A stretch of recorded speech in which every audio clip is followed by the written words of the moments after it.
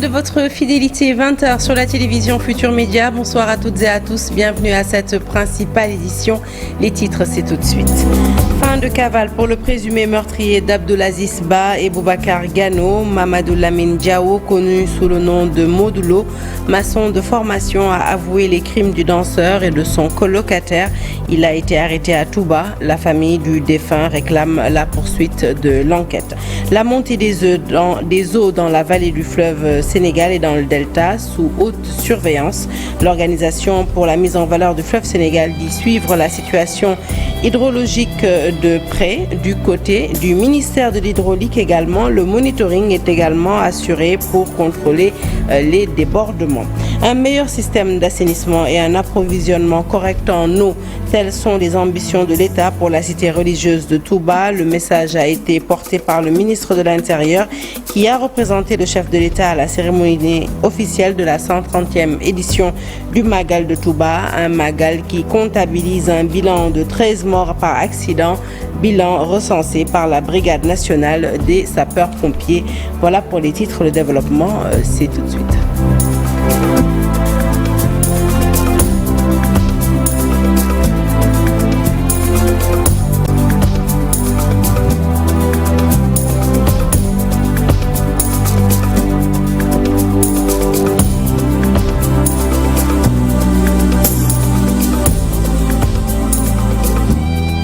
Bonsoir à tous et à toutes. Début de soulagement pour la famille d'Abdulaziz Ba, le présumé assassin du danseur, mais aussi de son colocataire Boubacar Gano, alias Wali, a été arrêté par la brigade spéciale de Touba au quartier Janato Mahwa pendant la nuit du Magal. Les gendarmes de cette unité chargés de la sécurité dans la ville sainte ont été alertés de la présence du suspect à Touba. Il se nomme Mamadou Lamine Diao, alias Modulo. Il a avoué les faits. Le maçon domicilié à Pékin-Guinaouraï. En ce jour de la cérémonie funéraire, la famille du défunt danseur a invité les Pandores à poursuivre l'enquête. Le reportage est signé Habib Faye. C'est en plein milieu de la cérémonie funéraire que l'information est tombée.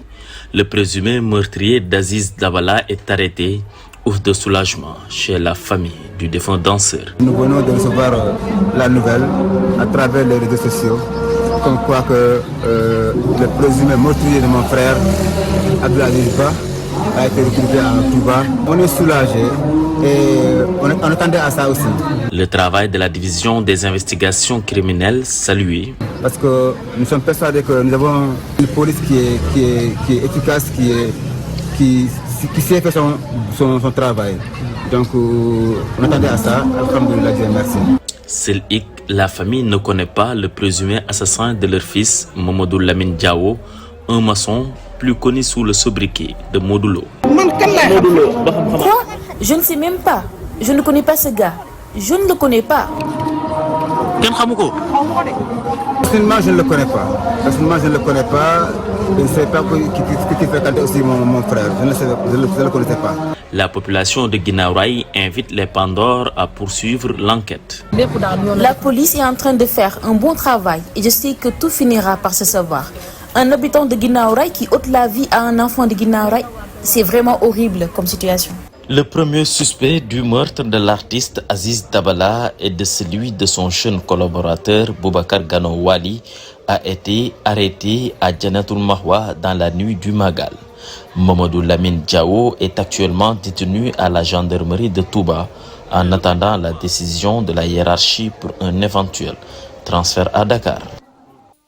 Présumé assassin du danseur Aziz Dabala et de son colocataire Boubacar Gano, alias Wali, a donc été arrêté par la brigade spéciale de Touba au quartier Janato Mahwa pendant la nuit du Magal. Selon nos confrères de Sénéweb, les gendarmes ont été alertés sur la présence du suspect à Touba.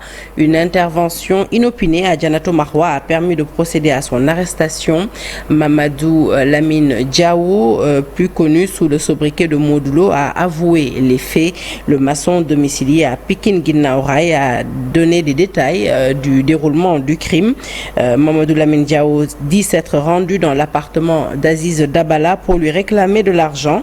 Le suspect a nié avoir toutefois vidé le compte Wave de la victime. Il déclare seulement avoir pris les 2 téléphones dans l'appartement, selon ses propos devant les enquêteurs. Et après le double meurtre, Mamadou Lamine Diao, né en 1999, a confié son crime à un ami. Ce dernier et lui étaient venus à Touba pour assister au Magal. Allez, nous parlons des inondations à présent, des inondations du côté de la vallée du fleuve et dans le delta. Le ministère de l'Hydraulique et de l'Assainissement a affirmé que dans le cadre de la prévention de ces inondations, qu'il assurait un suivi permanent de la situation hydrologique des fleuves Sénégal et Gambie, et cela à travers les stations hydrométriques installées. Dans un communiqué, le ministère de l'Hydraulique affirme en effet que la cote d'alerte de 10 mètres est atteinte au niveau de la station hydrologique de Bakel, avec des risques élevés d'inondation dans cette zone de la vallée du fleuve Sénégal. Le récit est signé Aminata Mbaresso. Les pluies survenues ces dernières 24 heures ont affecté certaines zones traversées par le fleuve du Sénégal. Dans la station hydraulique de Bakel, la crue a atteint sa cote d'alerte. Le niveau du fleuve est arrivé à 10 mètres selon les services de la gestion et de la planification des ressources en eau. Un débordement du fleuve avec des risques d'inondation dans la vallée du fleuve. À Kidira, ce sont des débordements du fleuve allant jusqu'à atteindre la route nationale. À la station hydraulique de Matam, le niveau était de 7,78 mètres, distant de 22 cm de la cote d'alerte, fixée à 8 mètres. À Kidira, le niveau de la crue était de 9,73 mètres à midi, distant de 27 cm de la cote d'alerte fixée à 10 mètres. Des risques qui avaient été déjà signalés par les services du ministère de l'Hydraulique et de l'Assainissement. Ces dernières 24 heures, des communiqués avaient été sortis pour alerter sur les risques de débordement du fleuve Sénégal. Compte tenu de tous ces risques et de ces constats, les services de la gestion et de la planification des ressources en eau appellent les populations riveraines du fleuve Sénégal à plus de prudence pour ne pas subir les effets du débordement du fleuve Sénégal. Et nous restons avec ce sujet pour cette fois-ci, recueillir les propos du directeur de la gestion et de la planification en eau au sein du ministère de l'Hydraulique et de l'Assainissement. Voici Bakary Fati. Il nous en dit plus au micro de Chérif Dia. Le ministère de l'Hydraulique et de l'Assainissement avait fait un communiqué ce matin sur l'atteinte de la cote d'alerte et les risques d'inondation fluviale. À la station hydrologique de Bakel, à 11h30, la cote d'alerte a été atteinte. Donc, ça pourrait entraîner des débordements par endroit. Au niveau de la station hydrologique de Kidira, même si la cote d'alerte n'a pas été atteinte, on a noté des débordements, surtout au niveau de la route nationale. Donc, le ministère demande à la population de rester vigilante au passage du long de crue qui est en cours. Et nous rassurons également la population, la situation pourrait connaître une baisse d'ici la fin de la journée, parce qu'au niveau des stations maliennes du fleuve Sénégal, on note une baisse considérable à ce niveau, donc ce qui pourrait avoir un impact sur le niveau du fleuve. Une montée des eaux qui pourrait encore se poursuivre pendant quelques jours dans la vallée du fleuve, mais aussi dans le delta. Selon le Haut Commissariat de l'Organisation pour la mise en valeur du fleuve Sénégal, elle reste toutefois atténuée par l'effet du barrage de Manantali qui continue à stocker de l'eau et celui du barrage de Djama dont les vannes sont ouvertes pour laisser passer l'eau vers la mer.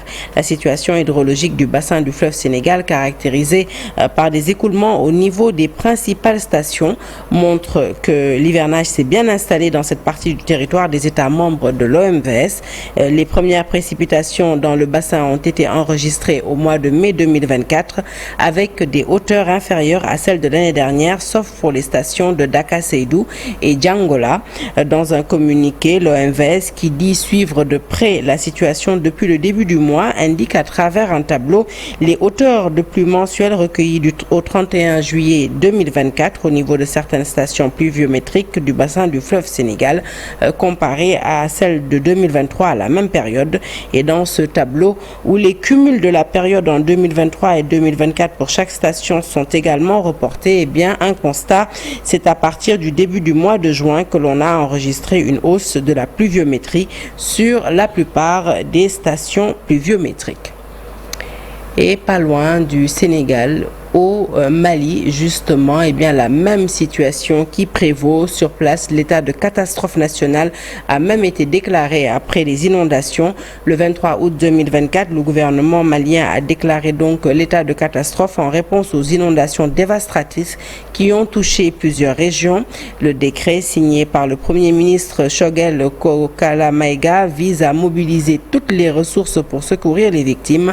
Depuis le début de l'hivernage, 122 cas d'inondation ont été enregistrés, affectant plus de 7000 ménages et 47 374 personnes. Les inondations ont causé 30 morts et 104 blessés à Gao dans le nord. Et la région la plus touchée avec plus de 9900 sinistrés. Le plan Orsec a toutefois été activé pour coordonner les secours. Le gouvernement appelle à la solidarité nationale et internationale pour aider les sinistrés et reconstruire les infrastructures endommagées. Nous parlons du Magal de Touba, fin de la 130e édition, avec le bilan de la Brigade nationale des sapeurs-pompiers. La brigade qui a recensé 13 personnes tuées dans des accidents de la circulation et plusieurs blessés. Les interventions se poursuivent, tout comme les appels à la prudence sur la route. Je vous propose d'écouter tout de suite le capitaine Yatma Djei. Il est le chef de la division et relations publiques de la Brigade nationale des sapeurs-pompiers. Il nous en dit plus au micro de nos équipes à Touba. La 130e édition du Grand Magal de Touba 2024 prend fin. La Brigade nationale des sapeurs-pompiers souhaite un bon retour à tous les pèlerins.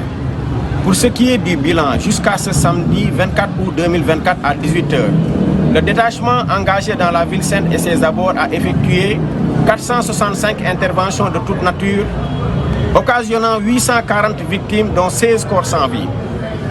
Sur les 465 sorties, les 225 sont relatives à des accidents de la circulation routière, occasionnant un bilan de 600 victimes dont 13 corps sans vie. La Brigade nationale des sapeurs-pompiers invite davantage tous les usagers de la route à faire preuve de prudence. Le commandement de la Brigade nationale des sapeurs-pompiers félicite de vive voix tous les sapeurs-pompiers engagés à cet effet pour abattre ce travail de titan. Remercie de vive voix toutes les populations qui ont pu coopérer. Mais également, nos remerciements vont à l'endroit de tous les acteurs et parties prenantes à la sécurité d'une manière générale. Capitaine Yatma Djei, chef de division information et relations publiques de la Brigade nationale des sapeurs-pompiers. Et les rideaux sont donc tombés sur la 130e édition du Magal de Touba. La cérémonie officielle s'est tenue ce matin au sein de la cité religieuse. Le ministre de l'Intérieur a dirigé la délégation gouvernementale. Il a rappelé les ambitions du chef de l'État pour Touba, un approvisionnement plus correct en eau, un meilleur assainissement, les chantiers prioritaires de Bassirou Diomaye Faye pour la cité religieuse. Pour sa part, le porte-parole du Khalif général des Mourides a rappelé aux fidèles les différentes recommandations de Cheikhoul Khadim. Serigne Bass Abdoul Khadr s'est désolé des nombreux accidents compte rendu de cette cérémonie avec Al-Hassan Ba. Le président de la République, par la voix du ministre de l'Intérieur qui a dirigé la délégation du gouvernement, a tenu d'abord à remercier le Khalif Serigne Mountakha Mbacké pour les prières et son implication pour la paix et la stabilité dans le pays. L'État qui a déroulé différentes actions pour la réussite du Grand Magal va les poursuivre. S'agissant du problème des inondations, le président Diomaye en a fait sa priorité.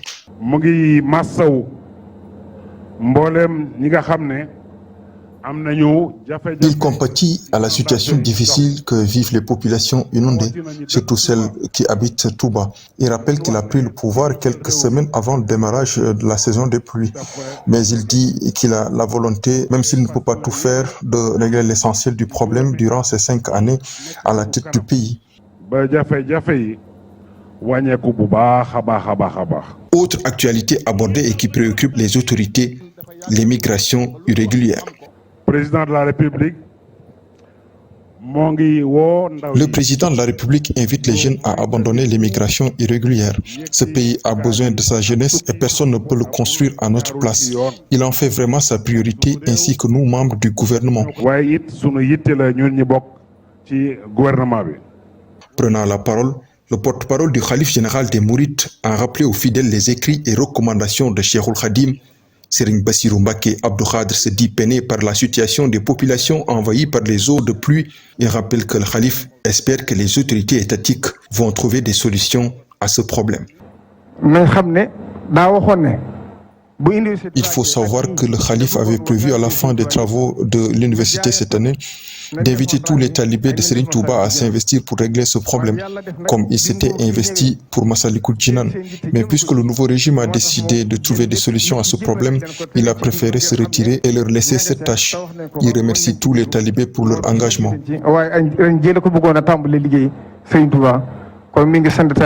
Tout comme les autorités étatiques, le Khalife général des Mourides s'est désolé des nombreux accidents notés sur nos routes.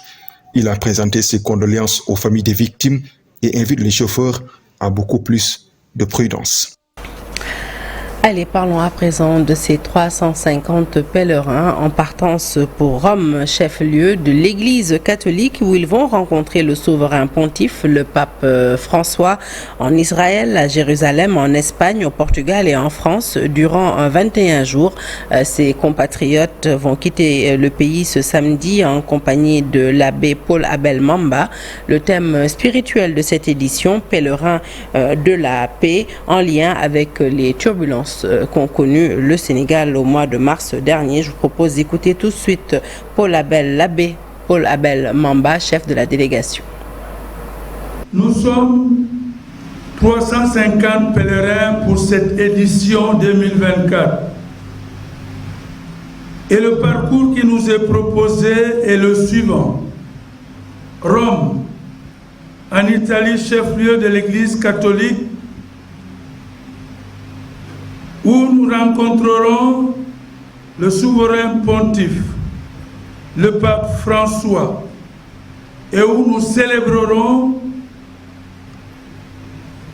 dans les 4 basiliques majeures de Rome. Nous poursuivrons notre pèlerinage en Terre Sainte, à Jérusalem et à Nazareth en Israël, à Bethléem en Palestine. Ensuite, à Lourdes en France. Ensuite, à Saint-Jacques de Compostelle en Espagne. Et enfin, à Notre-Dame de Fatima au Portugal. Et cela du 24 au 15 septembre 2024, soit un total de 21 jours. Cette année aussi, pour cette édition, le thème spirituel retenu est le suivant, que vous connaissez déjà, pèlerin de la paix, en lien avec les turbulences qu'a connu notre pays, le Sénégal, en mars dernier. Une bonne nouvelle, la centrale à gaz de Cap des Biches bientôt opérationnelle. Le directeur de la Sénélec et le président de West African Energy, promoteur de ce projet de 283 milliards, ont visité les installations ce jeudi. La synchronisation avec le réseau de Sénélec se fera vers le mois d'octobre, ce qui va occasionner une réduction de 40% du coût de l'électricité. Compte rendu de cette visite avec Abdou Diouf Diagne et Ahmadou Bamba Samba. Après plus de 3 ans de travaux, c'est l'heure de procéder au test des générateurs de la centrale à gaz de Cap des Biches. La turbine 12 est à l'honneur. Voilà, maintenant c'est un projet, c'est 25% de la production d'électricité. L'idée et le but, c'est la réduction du coût de l'électricité de 40% pour le consommateur, pour Sénélec et donc par conséquent pour le consommateur. Et cela nous, en tout cas, ça va faire tache d'huile parce que c'est la première fois en Afrique, et j'ose le dire, que des Sénégalais, des Africains ont monté ce projet de A jusqu'à Z. Porté par des hommes d'affaires sénégalais, West African Energy est le projet le plus abouti en termes de partenariat, estime le directeur de la Sénélec. Aujourd'hui, nous étions juste venus pour une visite technique, c'est une visite de travail que nous étions venus faire pour nous enquérir de l'état d'avancement de ce projet qui est important. Comme vous le savez, nous allons vers la pointe le mois d'octobre.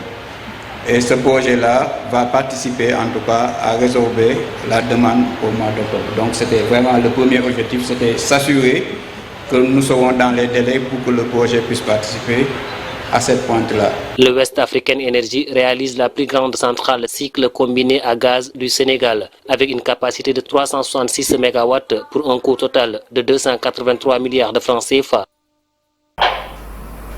Allez, sport à présent, et nous démarrons par le foot et le tour préliminaire de la Ligue des Champions pour la CAF. Le Teungueth FC éliminé au tir au but par le Stade d'Abidjan, comme vous le voyez sur ces images. Alors du football, nous passons au basket pour parler de la victoire du Sénégal devant le Rwanda sur un score de 68-65. Les Lions ont validé leur ticket pour la finale du tournoi de préqualification à la Coupe du monde de basket dames.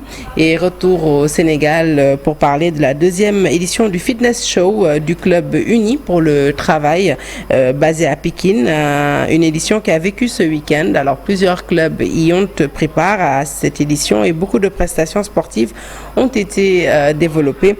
À cette occasion, le président du club a invité les jeunes et même les personnes âgées à pratiquer du sport pour maintenir leur corps en forme, mais surtout préserver leur santé. Je vous propose d'écouter tout de suite Adama Barry, coach du club UPT. Il s'exprime au micro d'Abdoulaye Patéane. D'aujourd'hui, ce que nous avons besoin ici, c'est l'éclairage public. C'est ça que nous avons plus besoin. Parce que tu sais, on est auprès de la plage, au pont Malibu. C'est là où nous nous trouvons. Bon, ici, on a besoin de l'éclairage public et des tapis, des bâtons pour faire le beau, et des crispas et des polos. On demande à tout le monde de venir faire le sport. C'est quelque chose de très important parce que le sport, c'est la santé. Surtout les asthmatiques. Bon, les gens qui ont besoin de faire le renforcement musculaire, ils peuvent venir nous voir parce que d'habitude, même les gens qui ont le problème d'AVC, ils ont besoin du renforcement musculaire. Il y a des techniques que nous faisons, c'est bien pour eux, pour qu'ils puissent récupérer ce qu'ils avaient avant, quoi. Fin de ce journal, merci de l'avoir suivi. L'actualité se poursuit sur toutes nos plateformes digitales. Excellente suite de programme en notre compagnie pour tous ceux qui rentrent du Magal de la ville sainte de Touba. Soyez prudents sur les routes et bon dimanche à toutes et à tous.